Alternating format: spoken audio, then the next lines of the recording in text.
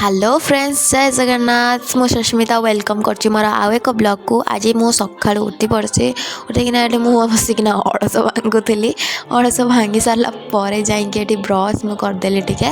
Brush more sir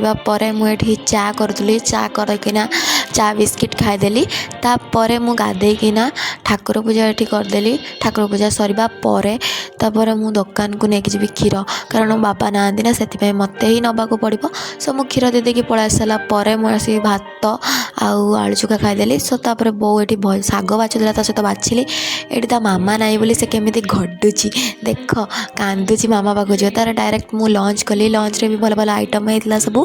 तापर बहुत test भी होता माँ झील मिसिक आम खाऊलु तापर डायरेक्ट मु इवनिंग रे जाइली दीदी पाक दीदी ये सजबाज होता गाँव में हरियाट होची तापर आम ये पहुँच गलु ये भी कीर्तन चलता बहुत भल से करते आमर तांकर बर्दारू लोक डाकुचंदी तापर ये भी कौन करते मुझे जानी से टिके खाली देखी देছি आ वीडियो करनी मु सो तापर ये समस्ते बही भी पढ़ुले बहीटा है निहाती ना तापर आम ढेसिकी देखा देखी कर सारापर खाईदेलु रोचे आ गोटे ब्लॉग रे देखा जय जगन्नाथ।